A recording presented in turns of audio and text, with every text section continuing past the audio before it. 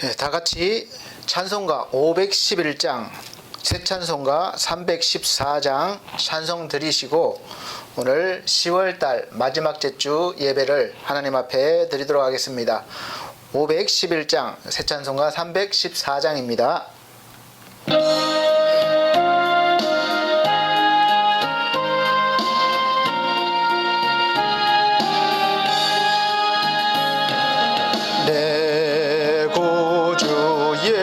예수를 더욱 사랑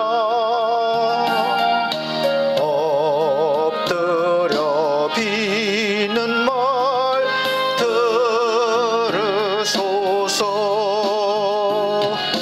내 진정 소원이 내 구주 예수를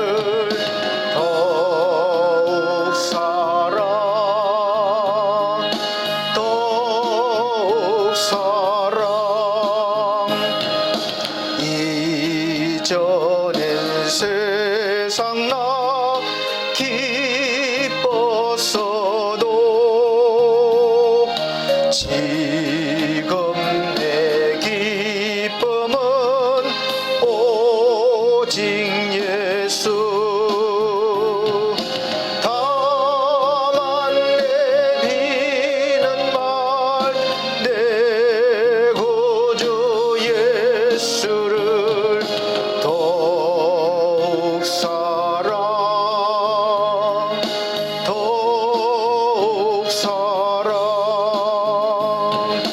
이 세상 떠날 때 찬양하고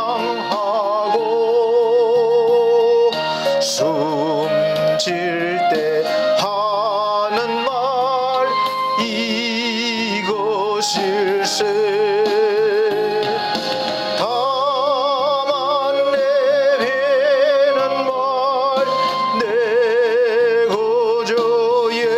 예수를 더욱 사랑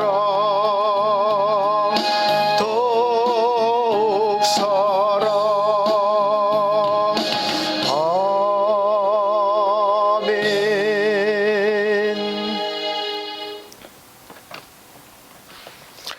다 같이 하나님의 임재를 이 시간 충만하게 느끼시면서 성령의 감동하심을 믿으시면서 마지막 주 예배를 하나님 앞에 드리도록 하겠습니다. 다 같이 묵도하시겠습니다.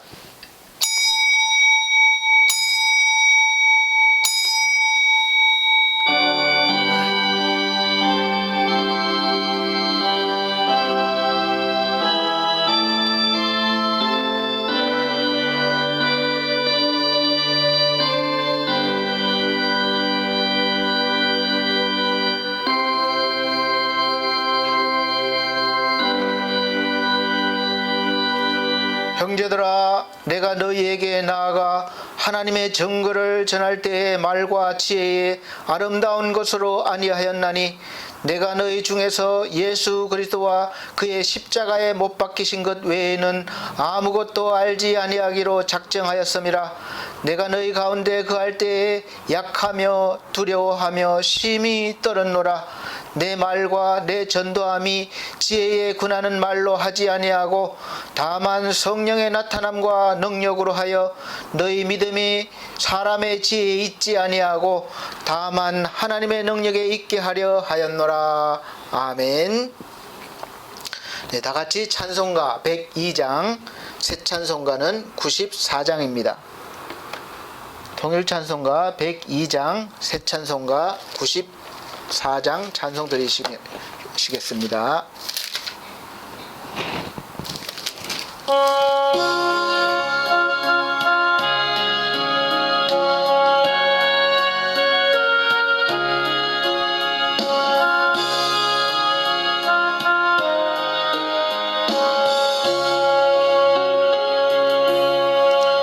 주 예수보다 더 귀한 것은 없네. 이 세상 부귀와 바꿀 수 없네.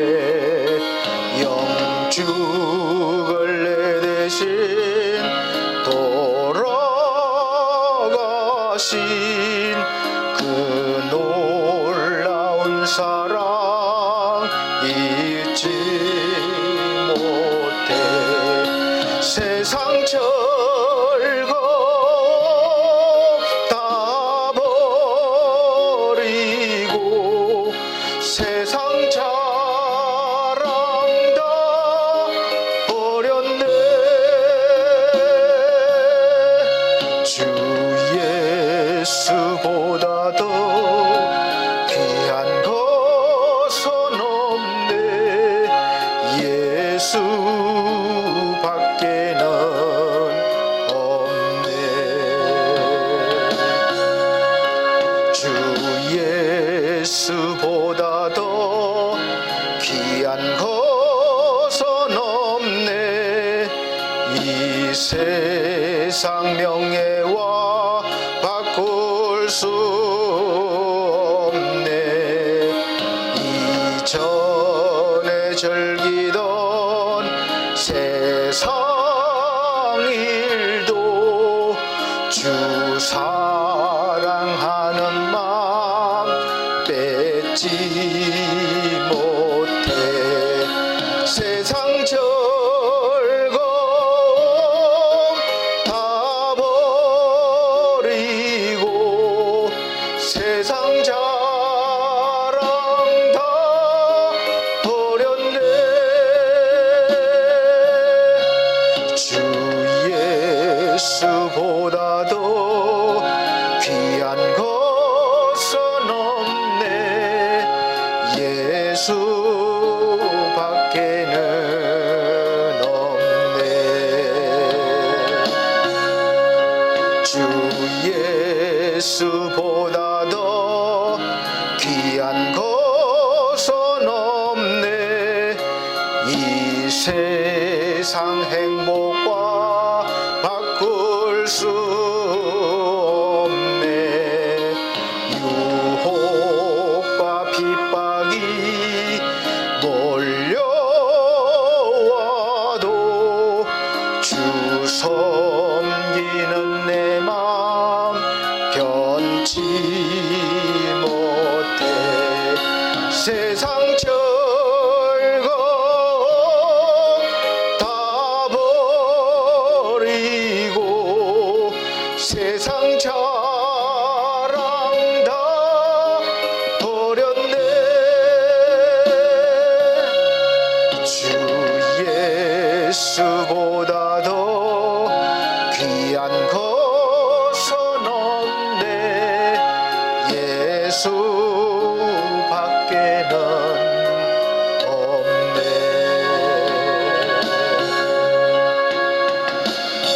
아멘. 네, 다같이 교동문 다같이 봉독하시는 시간입니다. 교동문 37장 찬송가 뒤에 교동문이 있습니다. 37장 이사야 40장입니다. 다같이 한 절 한 절씩 봉독해 나가도록 하겠습니다. 너희는 눈을 높이 들어 누가 이 모든 것을 창조하였나 보라. 주께서는 수요대로 만상을 이끌어내시고 각각 그 이름을 부르시나니 그의 권세가 크고 그의 능력이 강함으로 하나도 빠짐이 없느니라. 야곱아 내가 어찌하여 말하며 이스라엘아 내가 어찌하여 이르기를 내 사정은 여호와께 숨겼으며 원통한 것은 내 하나님에게서 수리하심을 받지 못한다 하느냐. 너는 알지 못하느냐 듣지 못하였느냐.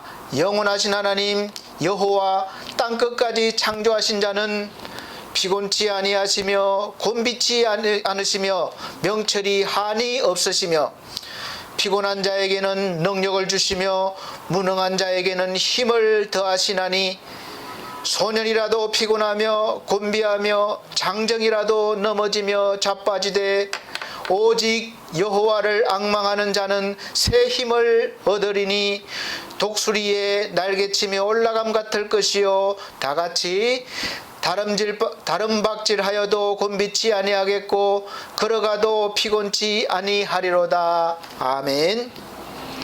네, 다같이 사도신경으로 신앙 고백 드리도록 하겠습니다. 나는 전능하신 아버지 하나님 천지의 창조주를 믿습니다. 나는 그의 유일하신 아들 우리 주 예수 그리스도를 믿습니다. 그는 성령으로 잉태되어 동정녀 마리에게 나시고 본디오 빌라도에게 고난을 받아 십자가에 못 박혀 죽으시고 장사된 지 사흘 만에 죽은 자 가운데서 다시 살아나셨으며 하늘에 오르시어 전능하신 하나님 우편에 앉아 계시다가 거기로부터 살아있는 자와 죽은 자를 심판하러 오십니다. 나는 성령을 믿으며 거룩한 공교회와 성도의 교제와 죄를 용서받는 것과 몸의 부활과 영생을 믿습니다. 아멘. 네, 다 같이 찬송가 93장, 새 찬송가도 93장 다 같이 들으신 후에 오늘은 다 함께 기도하는 시간을 갖도록 하겠습니다. 93장입니다.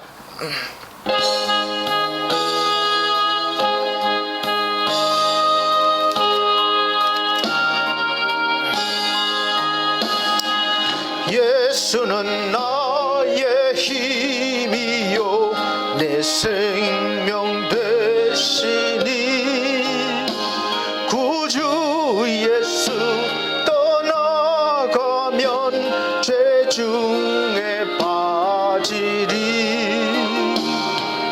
눈물이 앞을 가리고 내 맘에 근심 쌓일 때 위로하고 힘주시리 주 예수. 예수는 나의 힘이요 내 친구 되시니 큰 해를 간구하면 풍성히 받으리 햇빛과 비를 주시니 주수할 곡식 많도다 귀한 열매 주시느니 주 예수. 예수는 나의 힘이요 내 기쁨 되시니 그 명령을 준행하여 널 충성하겠네. 주야로 보호하시며 바른 길 가게 하시니 의지하고 따라가리 주 예수.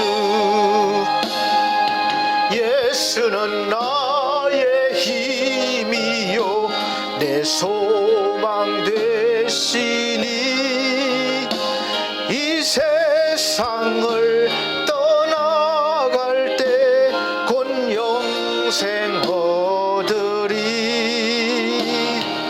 주는 복을 주시고 영원한 기쁨 주시니 나의 생명 나의 기쁨 주 예수. 네, 오늘은 다 같이 기도하는 시간을 갖도록 하겠는데요. 사실은 제가 몸담고 있는 총회에서 내가 잘못했습니다라는 주제를 가지고 지금 회개 운동을 펼치고 있습니다. 그래서 저는 물론 우리 성도들도 함께 동참하기 위해서 이 시간 함께 기도하는 시간을 갖도록 하겠습니다. 여기 보시면 예장중앙총회 전국교회 회개 운동이라고 해서 잘 설명이 되어 있습니다.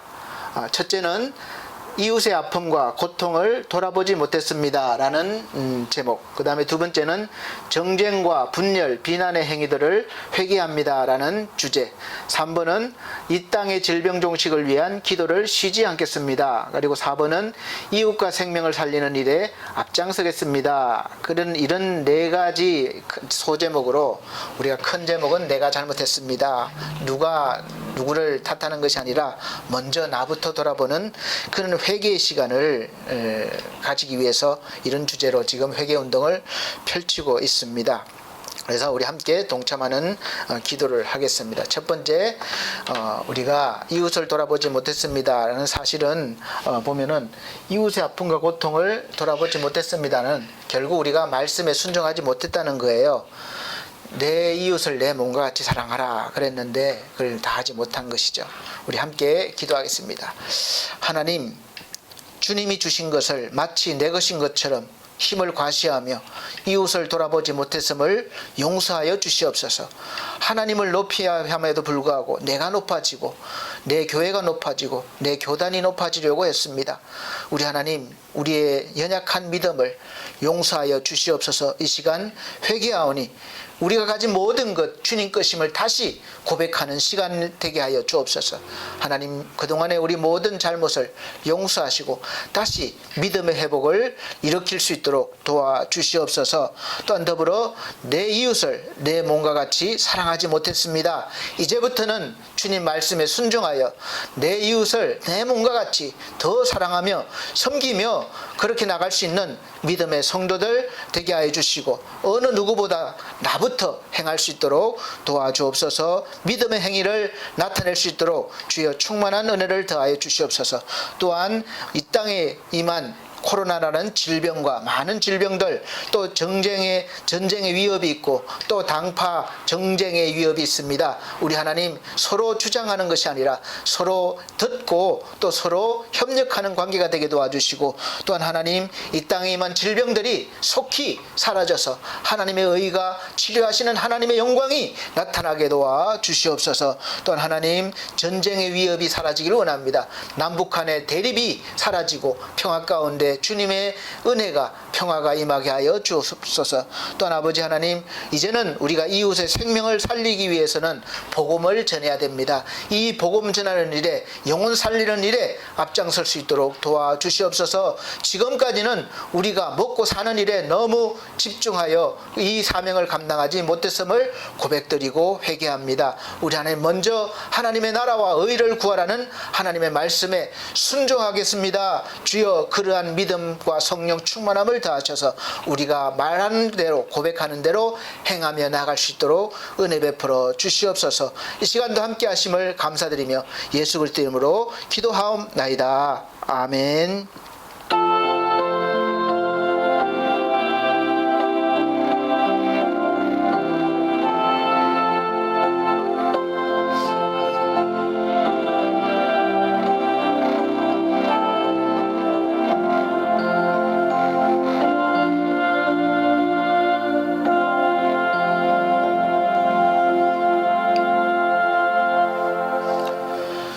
네, 성경 말씀 보시겠습니다. 성경 말씀은 구약 성경 역대상 21장입니다. 역대상 21장 1절로 5절 말씀입니다. 제가 봉독해 드리도록 하겠습니다. 역대상 21장 1절로 5절 말씀. 사단이 일어나 이스라엘을 대적하고 다윗을 격동하여 이스라엘을 계수하게 하니라. 다윗이 요압과 백성의 두목에게 이르되 너희는 가서 브엘세바에서부터 단까지 이스라엘을 계수하고 돌아와서 내게 고하여 그 수요를 알게 하라. 요압이 가로되 여호와께서 그 백성을 지금보다 100배나 더하시기를 원하나이다. 내 주 왕이여, 이 백성이 다 내 주의 종이 아니니까 내 주께서 어찌하여 이 일을 명하시나이까? 어찌하여 이스라엘로 죄가 있게 하시나이까? 하리라 하나 왕의 명령이 요압을 재촉한지라. 드디어 떠나서 이스라엘 땅에 두루 다닌 후에 예루살렘으로 돌아와서 백성의 수요를 다윗에게 고하니 이스라엘 중에 칼을 뺄 만한 자가 110만이요 유다 중에 칼을 뺄 만한 자가 47만이라. 아멘. 사랑하는 성도님, 오늘도 이렇게 함께 예배드리게 돼서 반갑고 또 감사합니다. 이 모든 은혜를 주신 우리 하나님께 영광을 돌리고 감사와 찬양을 올립니다. 오늘 역대상 21장 1절에서 5절 말씀을 가지고 나의 자랑거리라는 제목으로 말씀을 선포하겠습니다. 지금의 세상은 사실은 자기가 홍보를 하고 또 자랑을 하는 PR이라고 그래요. PR 시대입니다. 자기가 가진 재능과 재물을 자랑하고 또 높임을 받고 싶어하고 그래서 더 많은 욕구를 내 욕심을 채우고자 합니다. 지금 여러분은 무엇을 얼마만큼 가지셨고 또 무엇을 자랑하고 내세우고 싶으십니까? 제 또래에는 주로 만나면 주로 하는 이야기가 사업 이야기, 이제 제 나이 또래 되면 어느 정도 사업을 한 상태이기 때문에 어느 정도의 수준의 이제 사업을 성공했다, 또 이제 집을 샀거나 또 아파트를 몇 평짜리로 옮기기 위해서 어떻게 한다, 자식들이 어디에 들어갔다, 좋은 어디에 들어갔다, 이런 이야기, 이런 자랑거리들을 내세웁니다. 주된 이야기죠. 제가 이 사회복지 사업인 제가 방문센터를 운영하면서 센터장님들을 만나면 거의 대부분 묻는 질문이 꼭 있습니다. 뭐겠습니까? 요즘 얼마나 잘 하고 계십니까? 수급자에게 얼마나 좋은 서비스를 하고 계십니까? 이런 질문보다는 거의 대부분의 질문이 얼마나 숫자가 되십니까? 어르신들이 몇 분이나 되십니까? 이것을 묻는 거예요. 왜냐하면 숫자가 많은 것이 곧 잘하는 것이요 힘이기 때문에 그렇습니다. 그러한 인식이 은연중에 우리에게 있는 것이죠. 양이 많으면 클수록 더 힘이 있고 잘한다, 이렇게 인식이 되어 있죠. 사실 이러한 인식은 부끄럽게도 저희 목사님들 사이에서도 전반적으로 퍼져 있는 것 같습니다. 안타까운 일들 중에 하나죠. 목사님들을 만나면 묻는 질문 중에 하나가 꼭 어디 신학교 졸업했습니까? 또 어디 교단 출신입니까? 또 어디 교회 총회 출신이냐? 그리고 교인이 몇 명이냐? 교회를 건물을 지었느냐? 아니냐? 이런 질문을 꼭 받는 것 같습니다. 사실 그럴 때마다 참 마음이 씁쓸한 마음이 듭니다. 목사님들조차도 이 성공주의, 물질 만능주의에 어느새 물들어서 눈으로 보기에 이름이 있는 유명한 신학교, 또 제법 규모가 큰 총회, 교단에 소속되어 있으면서 큰 건물을 지었고 그 교회를 담임하고 있고 또 성도들이 몇천 명, 몇만 명이 있는 목회를 하면 훌륭한 목사님, 성공한 목사, 이렇게 생각하기 때문에 그렇습니다. 그래서 그런 목회를 하시는 목사님들은 어디에 가셔도 목에 힘이 들어가 있고 또 힘을 안 준다 해도 주변에서 그렇게 힘이 가도록 그렇게 합니다. 그래서 섬겨드리고 또 앞자리에, 높은 자리에 앉게 해드리는 거죠. 그래서 자기도 모르게 어느새 앞에 나가서 앉아 계시고 높은 자리에 앉아 계실 수밖에 없습니다. 그러나 상대적으로 그렇지 못한 목사님들은 왠지 모르게 기가 죽어 있고 또 말 한마디 제대로 못하고 늘 낮은 자리에, 뒷자리에 앉아있게 됩니다. 그래서 저를 향해서 이렇게 만나면 이제 그런 말들은, 그런 것을 묻지 않았으면 좋겠습니다. 제 개인적인 바람이에요. 사실 저는 이름만 들어도 누구나 다 아는 그런 신학교를 졸업하지 못했습니다. 또 누구나 다 아는 가문도 아니에요. 뭐 기독교 몇 대 집안도 아니에요. 제가 첫 대입니다. 그리고 제가 처음 신학교에 입학했었던 디안예수교 장로회 중앙총회라는 이름은 누가 들어도 누구나 다 아는 신학교나 교단이 아니었습니다. 아주 작은 군소 신학교였어요. 그러나 그때는 이름도 알려지지 않은 총회였고 또 신학교였지만 사명감을 가지고 많은 주의 종들이 뜨거운 그런 열기를 가지고 공부를 했었던 기억이 있습니다. 오히려 지금보다도 그때가 더 뜨겁게 공부를 했고 사명감으로 일했던 것 같아요. 그렇다고 지금 안 한다는 것은 아닙니다. 그래서 아직 작은 군소 신학교였어요. 저도 신학부 4년 이름이 알려지지 않은 그래도 제대로 공부를 했습니다. 이름이 알려지지 않고 작은 총회였고 신학교였지만 저는 꼭 신학부 4년, 대학원 2년, 6년을 꼬박 공부하고 또 전도사 고시, 강도사 고시, 목사 고시를 차례로 거쳐서 부교육자 생활을 한 10년 정도 하고 목사 안수를 받았고 지금까지 목회를 하고 있습니다. 그리고 그 과정에서 지금 사회복지 관련 사업을 하고 있는 것도 요즘 젊은 학생들이 다 가고 싶어하는 뭐 4년제 대학, 누구나 이름만 들어도 다 아는 그런 유명한 대학교가 아니라 2년제 대림대학교를 제가 사회복지학과를 다니고 졸업했습니다. 함께 다녔던 젊은 친구들 중에서 저희가 한 30여 명 우리 학반이 됐는데 저희 또래가 한 7분 정도 됐었고 나머지는 다 20대 젊은 청년들이었습니다. 그런데 거기서 보면은 제가 다녔던 그 대림대학교를 사실은 4년제가 아니라 2년제라는 그런 이유로 부끄럽게 생각하는 젊은 친구들도 있었던 것 같아요. 그러나 저는 제가 다녔던 이 대림대학교를 정말 자랑스럽게 생각하고 지금도 그렇게 하고 있습니다. 자랑스럽게 생각하고 또 지금도 자주 가는 편이에요.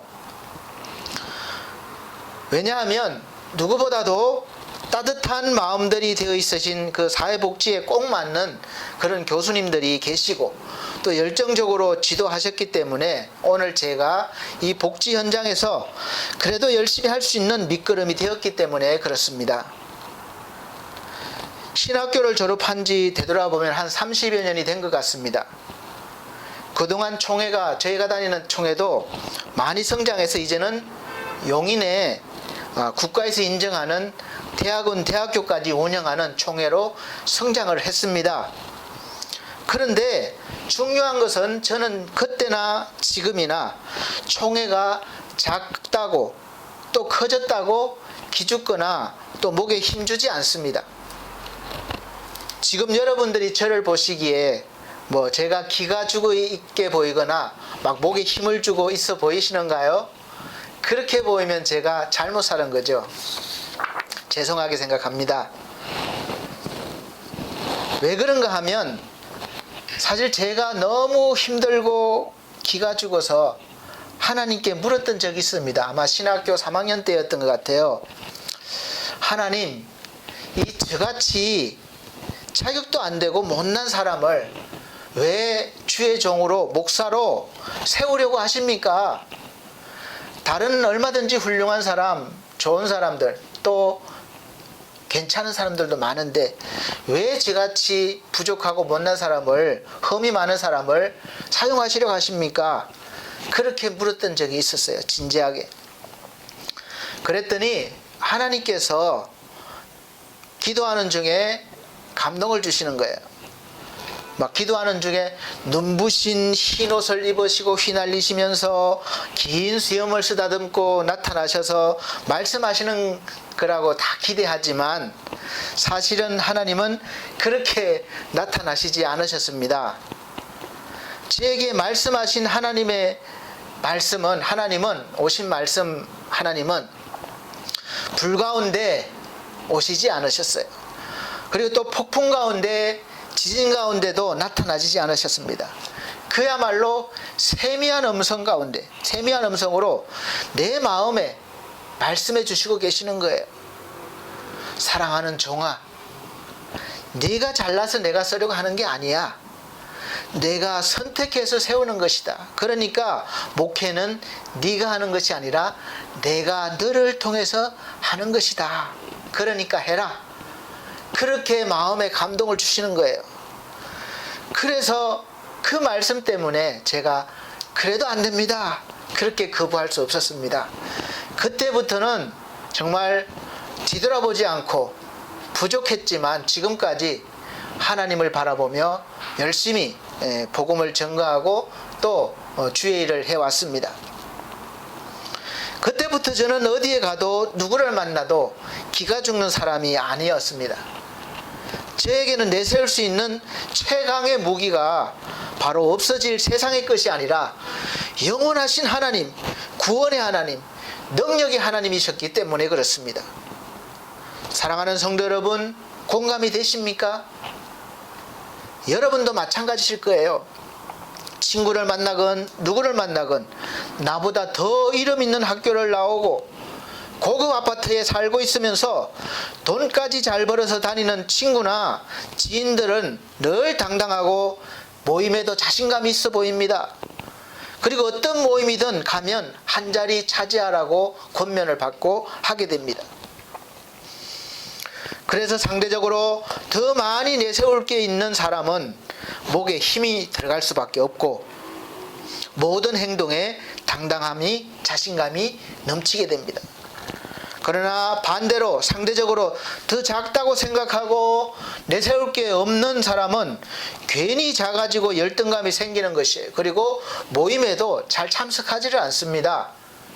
스스로가 그런 마음이 드는 거예요. 그런데 우리가 알아야 할 것이 있는데, 그렇게 눈에 보이는 성공적인 삶이 다 좋은 것은 아니라는 것입니다. 특히 우리 예수 그리스도를 믿는 그리스도인들은 자기가 가진 자기의 것을 자랑하는 그 순간부터 깊은 구렁텅이에 빠지게 되는 그런 순간이 됨을 오늘 말씀을 통해서 깨달으시기를 바랍니다.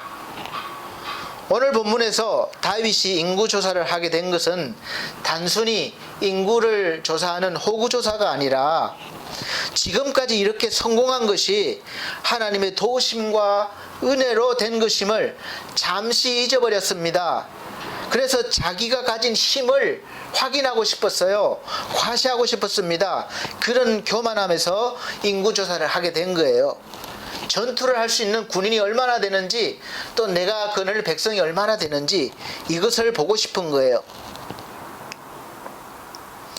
그래서 인구조사를 하게 됨으로써 군사력과 군비가 얼마나 많은지, 백성들이 얼마나 많은지를 통해서 하나님을 의지하기보다는 이제는 자기의 힘을 과시하고 지금 이루어놓은 눈앞에 보이는 모든 것들이 이제 마음에 뿌듯하게 되면서 이제 내 힘으로 하나님을 의지하지 않아도 내 힘으로 뭔가를 할 수 있겠다, 이런 자신감이 생기고 자신을 의지하는 그런 과오를 낳게 되는 것이죠.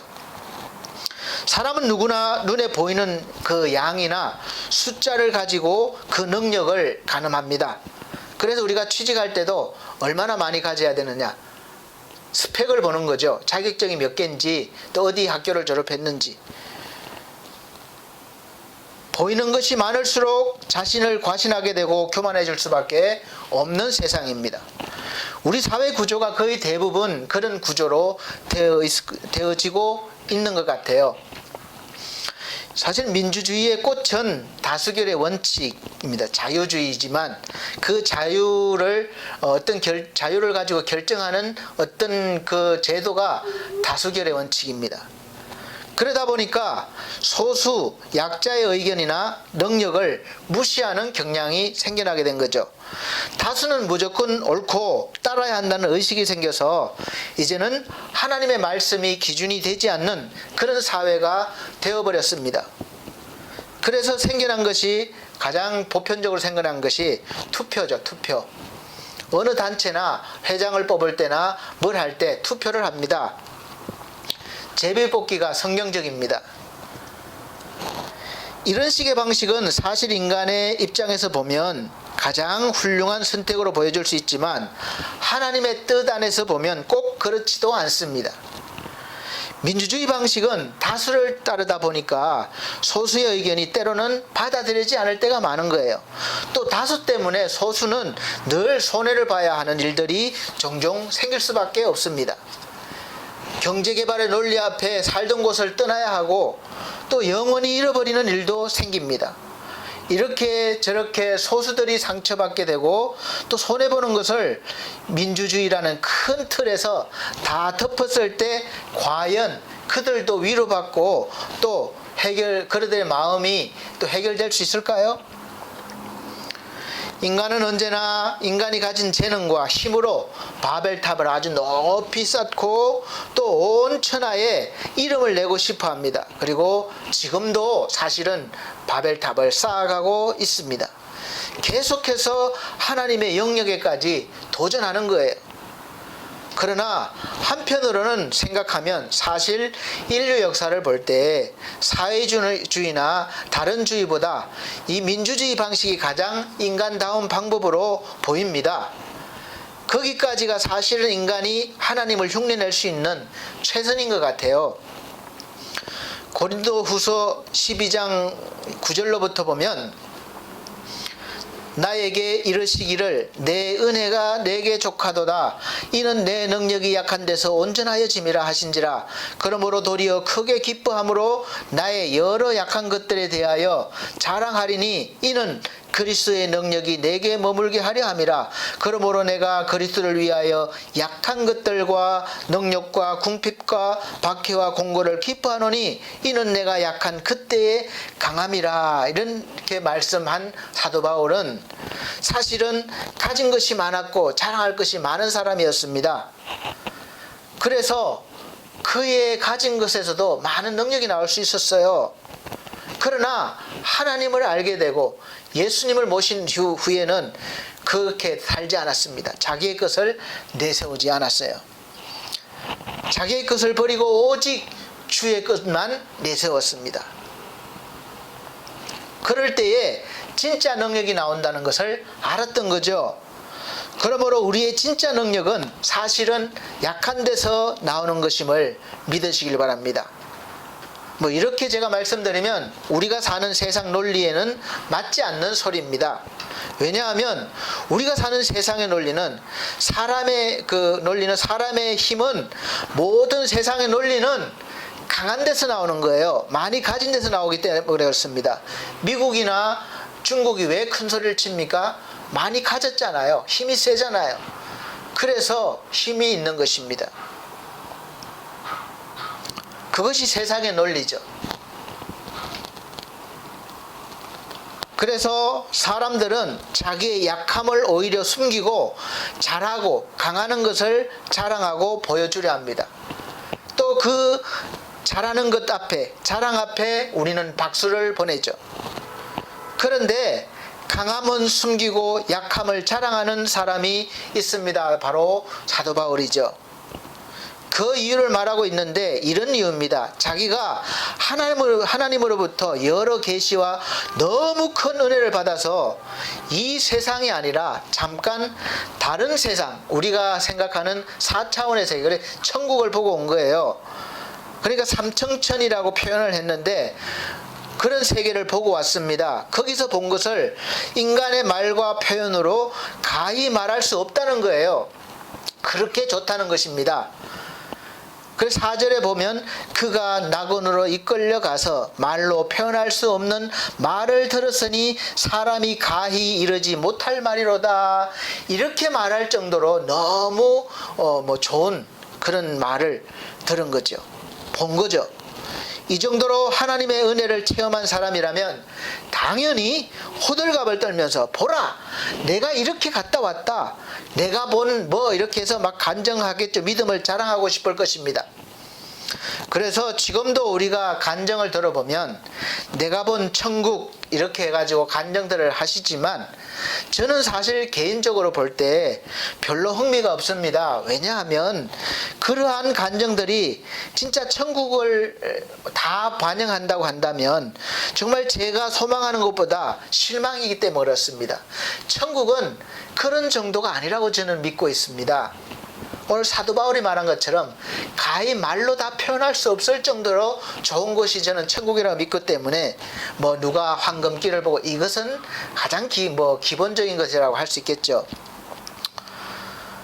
그래서 저는 개인적으로 진짜 천국은 사도 바울처럼 감히 이렇다 저렇다 인간의 말로 표현하기 어려울 것이라고 생각하고 그렇게 믿고 있습니다.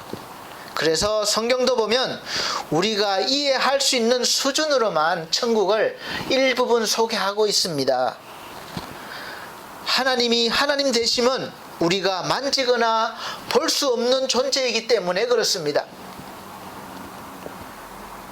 만약 그 누군가가 아무리 믿음이 좋고 또 훌륭하다고 해도 하나님을 보이는 분이나 또 만질 수 있는 분으로 우리 인간 세상에 소개를 하면 즉시 우상이 되어버리고 마는 거예요. 성경의 역사를 보면 그래서 우상이 많이 생긴 것입니다.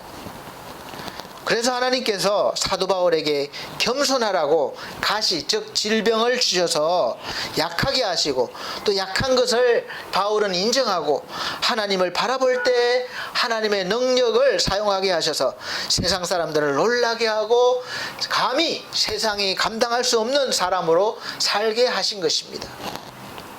그래서 7절부터 보면 여러 계시를 받은 것이 지극히 크므로 너무 자만하지 않게 하시려고 내 육체에 가시 곧 사탄의 사자를 주셨으니 이는 나를 쳐서 너무 자만하지 않게 하려 하심이라.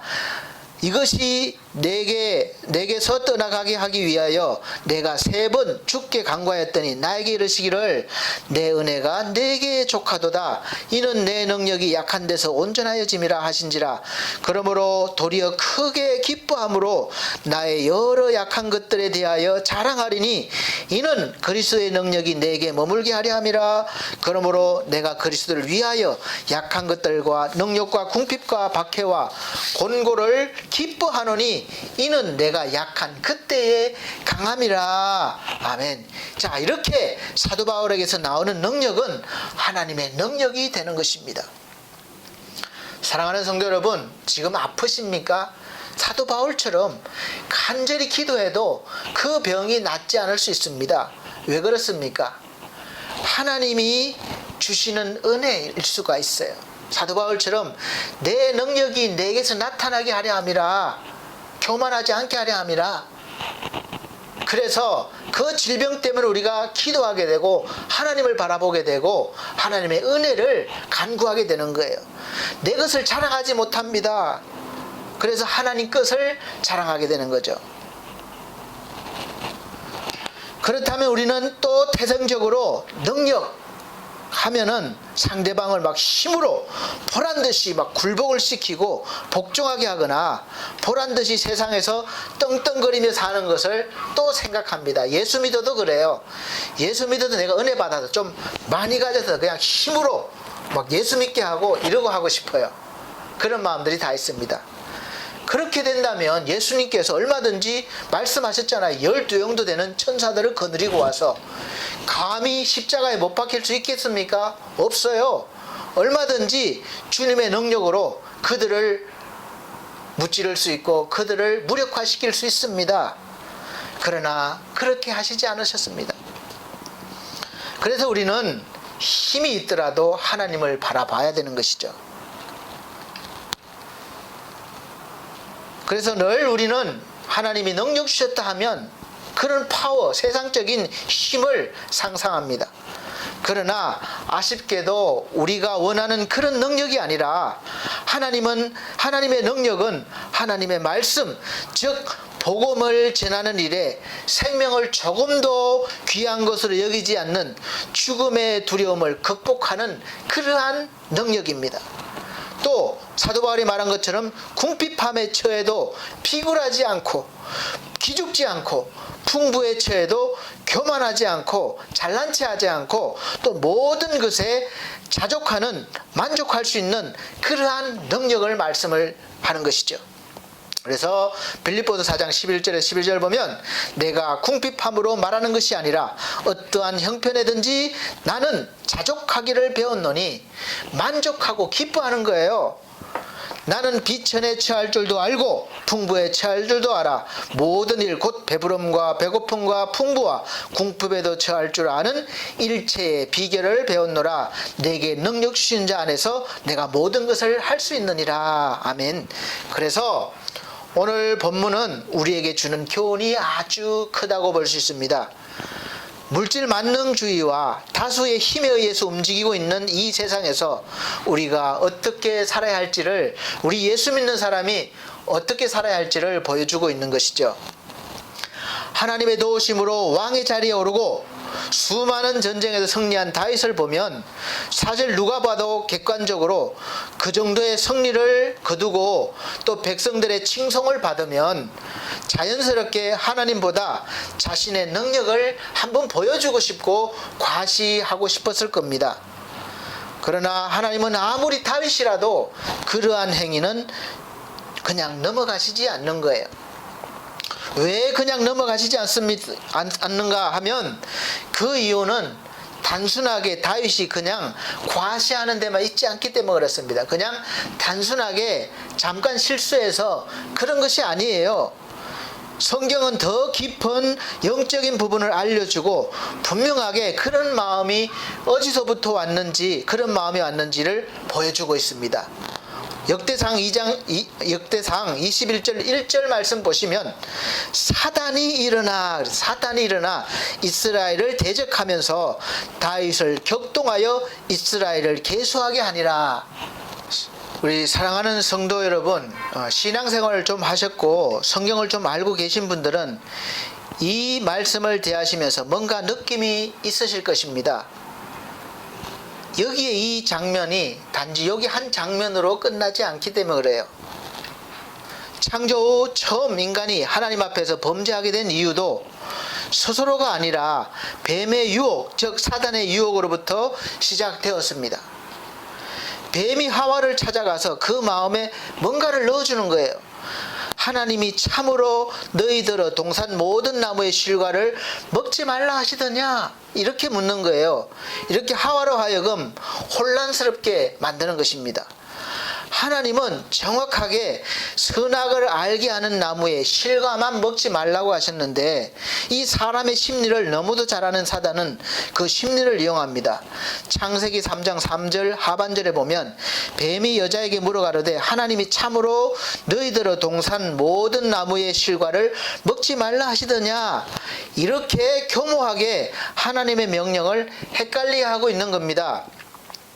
처음부터 선악을 알게 하는 나무의 실과만 먹지 말라고 했지 그러면 흔들리지 않았을 텐데 모든 실과를 먹지 말라 하시더냐 이렇게 묻고 있는 거예요. 그리고 계속해서 하나님의 말씀을 부정하고 왜곡시켜서 이해하게 만듭니다. 절대로 죽지도 않고 너희가 하나님같이 될까봐 그러는 것이라고 이 사람의 마음을 흔들어 놓고 있는 거죠. 다윗의 마음을 격동시키는 것과 같습니다. 흔들어 놓는 거죠. 옳은 판단을 못하게 합니다.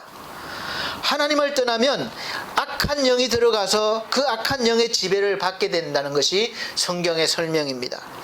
처음 이스라엘 왕이 된 이 사울은 잘 나가다가 교만해져서 보면 사무엘상 16장 14절 보면 여호와의 신이 사울에게서 떠나고 여호와의 부리신 악신이 그를 번뇌케 한지라 이렇게 말씀이 있습니다. 그러니까 하나님이 떠나니까 그 자리에 악신이 들어오는 거예요.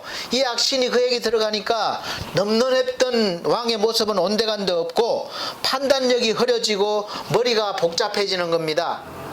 즉 마음에 평안이 없고 번뇌라고 하는 거죠. 번뇌, 마음과 몸을 괴롭히는 욕망이나 분노 따위의 모든 망념이라는 뜻이 있습니다. 그렇게 하니까 충성스러운 다윗을 적으로 여기게 되고 또 죽이려고 하는 것이죠. 사랑하는 성도 여러분, 지금 여러분 속에 평안이 없고 이 번뇌가 또 격동함이 있습니까? 그렇다면 그것은 하나님이 주시는 것이 아님을 이 시간 깨달으시길 바랍니다. 예수님을 그렇게 따르던 제자까지도 했던 가룟 유다가 왜 갑자기 예수님을 돈을 받고 팔았는가 이렇게 질문을 하게 되면 어떻게 대답하시겠습니까? 이 사람이 본래 악한 사람이어서 그렇게 했습니까? 이 질문에 성경은 이렇게 답하고 있습니다. 누가복음 22장 3절 4절 보면 12 중에 하나인 가룟이라 부르는 유다에게 사단이 들어가니 이에 유다가 대제사장들과 군관들에게 가서 예수를 넘겨줄 방책을 의논하매. 자, 유다에게 사단이 들어가서 예수님을 팔 생각을 주고 그렇게 행동하게 했다는 것입니다. 그럼 왜 성경은 이러한 일들을 기록하게 해서 우리에게 들려주겠습니까? 그것은 우리는 전적으로 연약해서 우리 스스로의 힘으로는 나를 지키지 못하고 하나님을 믿고 있다 할지라도 선한 능력으로 살아가지 못한다는 것을 알려주고 있습니다. 그러니까 전적으로 계속해서 하나님의 도움이 필요한 존재임을 알려주시는 것입니다. 내 힘으로 내 능력으로 뭔가를 하려는 순간부터 이제 악한 마음이 악한 행동이 시작되는 거예요. 유다는 돈을 관리했던 제자입니다. 그래서 그 돈의 위력을 잘 알고 있었을 거예요. 그런 그에게 가장 약한 돈으로 유혹이 들어온 것이죠. 강하다고 생각했던 그 무기가 오히려 자기를 넘어뜨리는 결과를 가져오게 되는 것입니다. 이것을 잘 아는 사도 바울은 그래서 자기의 강함을 버리고 약함을 자랑했던 것이죠. 우리 사랑하는 성도 여러분, 다윗이란 사람이 얼마나 하나님을 사랑하고 순종적인 사람이었는지 다 아실 겁니다. 비록 실수도 했지만 사실 제가 볼 때 저와는 비교도 안 될 정도로 하나님과 친밀도가 높고 영성이 높고 신실한 믿음의 사람이었다는 것을 인정합니다. 그런 그도 사단이 격동시키니까 넘어지게 되는 거예요. 처음 한번 그런 마음이 된 게 아닙니다. 격동시켰다는 거예요. 마음이 급격하게 변하는 것입니다. 그래서 지금까지 하나님의 도움으로 이루은 모든 것이 자기가 잘해서 된 것으로 생각해서 그 이루어 놓은 것을 얼마나 되는지 보고 싶었던 거예요. 그러나 이 일로 인해서 죄를 짓게 되었고 결국 하나님의 진노를 사게 되었고 그 죄값으로 은근히 내세우고 싶어 했던 그 힘을 하나님께서 뺏어버리는 겁니다. 사실 저도 부끄럽지만 늘 그런 마음이 드는 거예요. 센터를 운영하면서 처음 시작할 때 정말 너무 약하기 시작했습니다. 근데 지금 보면 늘 숫자를 세는 거예요. 숫자. 그 숫자가 제가 내세울 수 있는 힘이 되는 것 같은 그런 순간들이 있습니다. 그래서 말씀을 준비하면서 저는 늘 깨닫게 되는 거죠. 아, 이것이 아니구나. 여러분도 그런 깨달음이 있으시길 바랍니다. 순간순간 오는 거예요. 잘 될 때일수록 더 그렇습니다. 그 힘이 누구로부터 왔는지 하나님은 알게 하시는 거죠.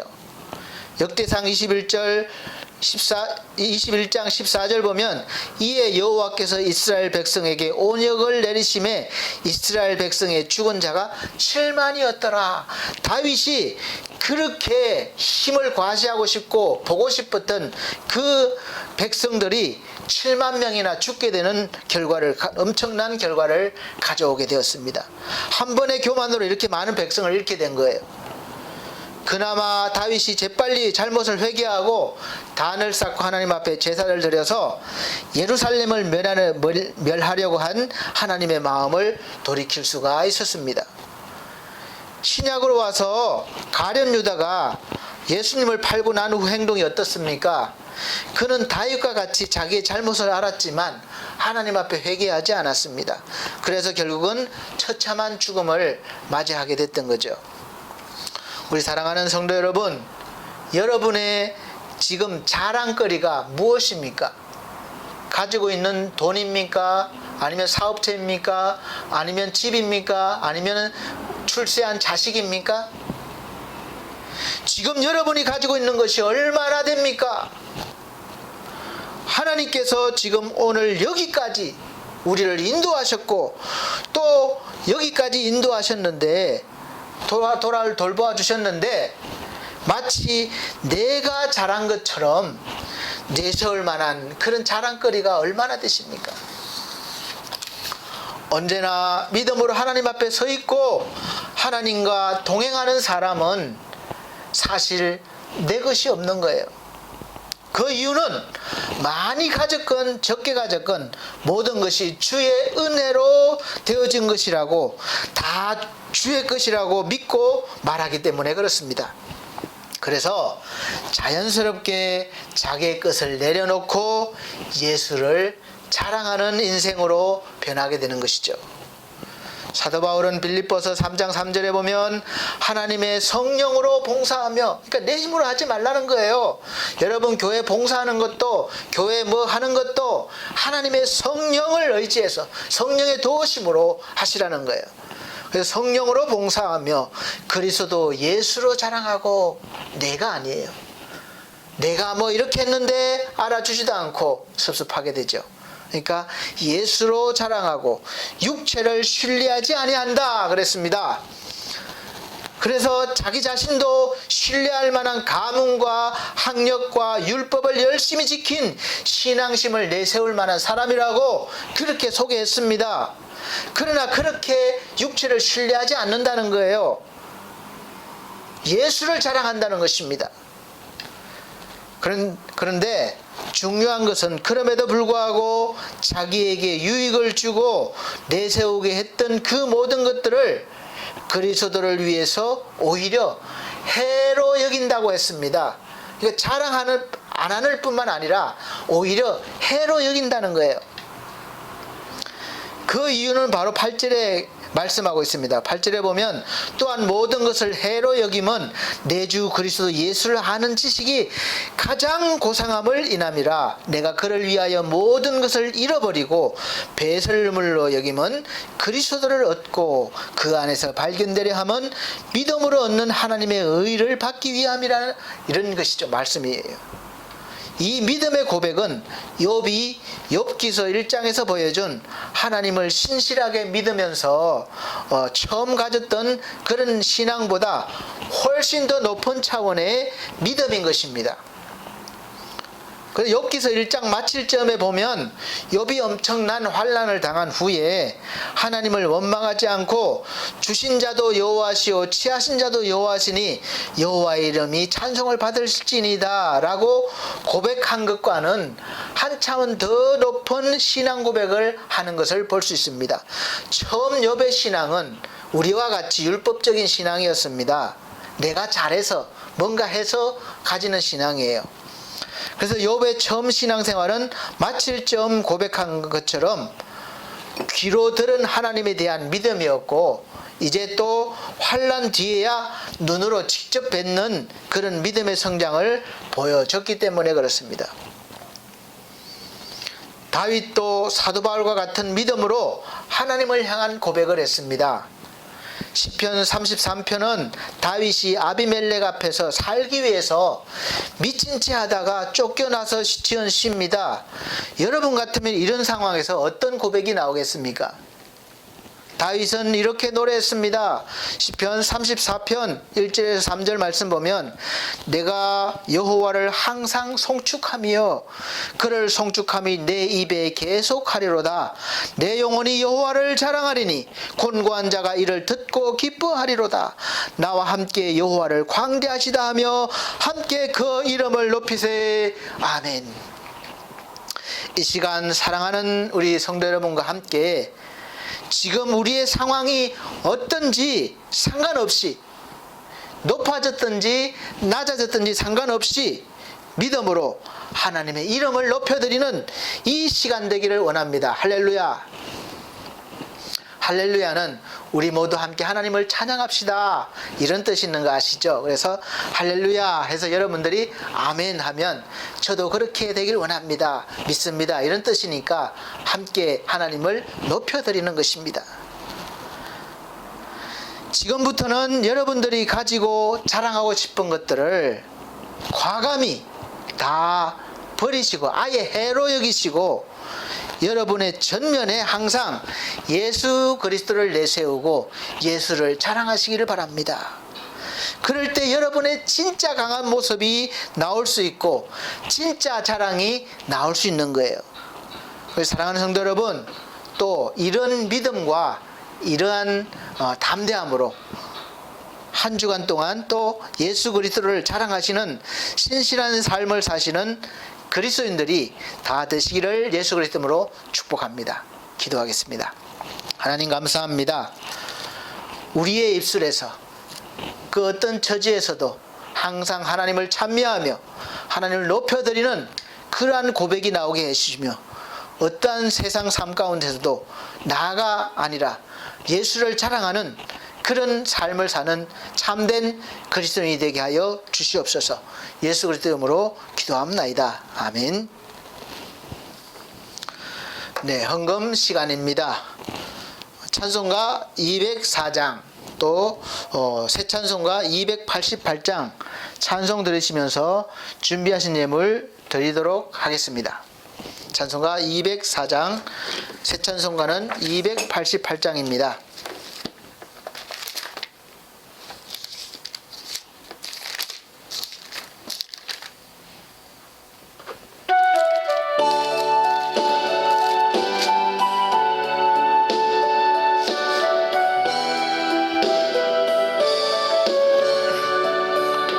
예수로 나의 구주 삼고 성령과 피로써 거듭나니 이 세상에서 내 영혼이 하늘의 영광 보이도다.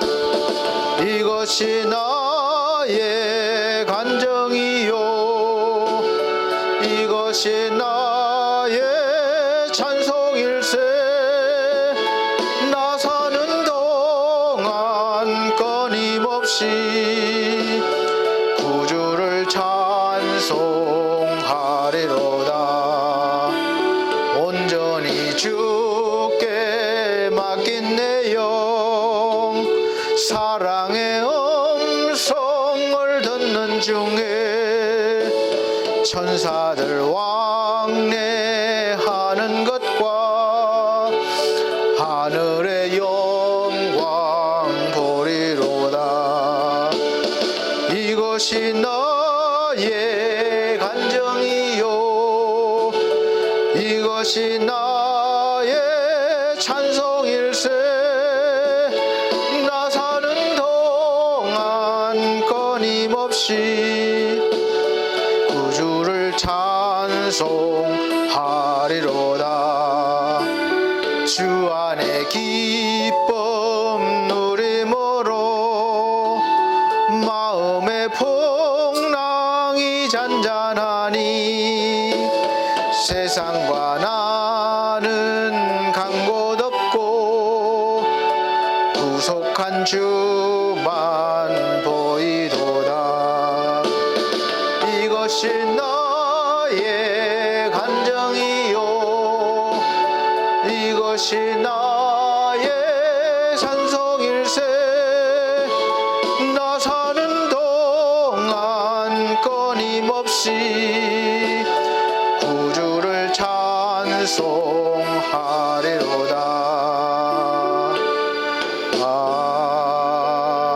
아멘.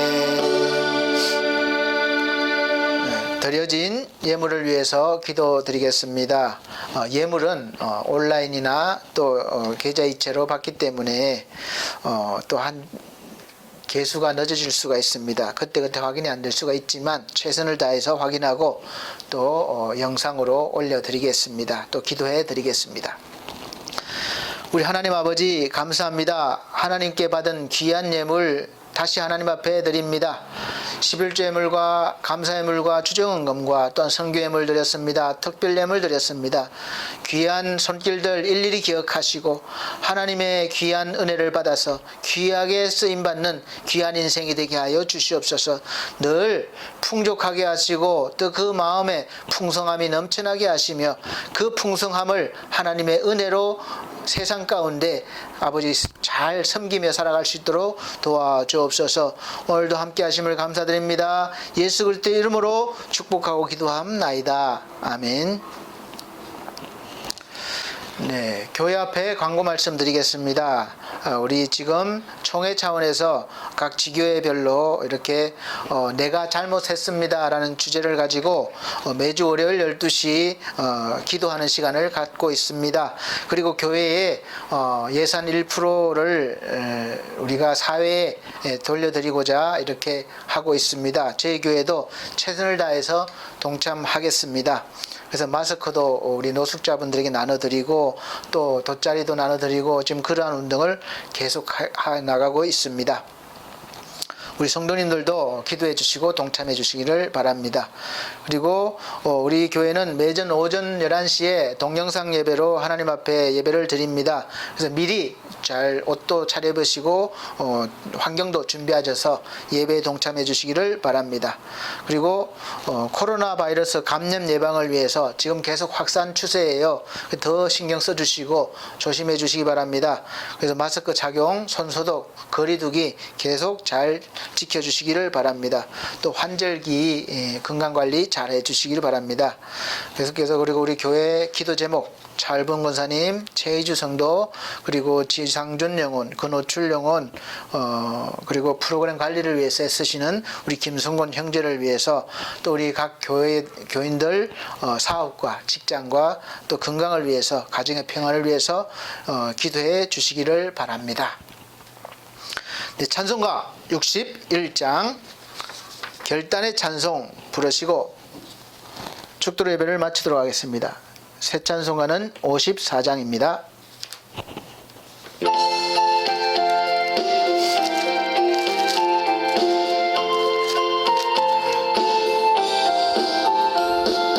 주여 복을 비옵나니 편히 가게 하시고 사람마다 주 은혜로 이기도록 하시고 광야 같은 세상에서 항상 인도하소서. 주의 복된 말씀 듣고 무한 감사합니다. 구원받은 주의 성도 열매 맺게 하시며 하나님이 우리 함께 항상 계시옵소서.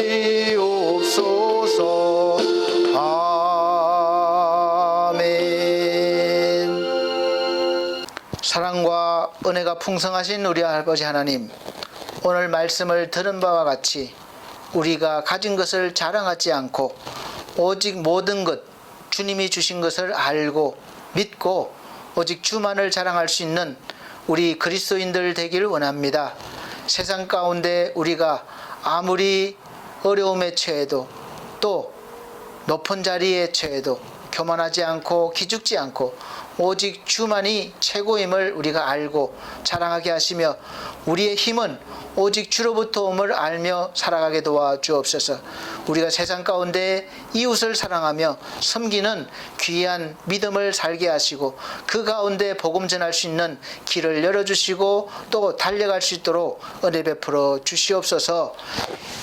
이제는 우리 주 예수 그리스도의 은혜와 하나님의 극진하신 사랑과 성령님의 감화 감동 교통하신 은혜가 오늘 말씀을 듣고 내 가진 것을 버리고 오직 주만을 자랑하기를 원하는 다짐하는 사랑하는 성도들 머리 위에 이 나라의 민족 위에 지금으로부터 영원토록 함께 계실지어다. 아멘.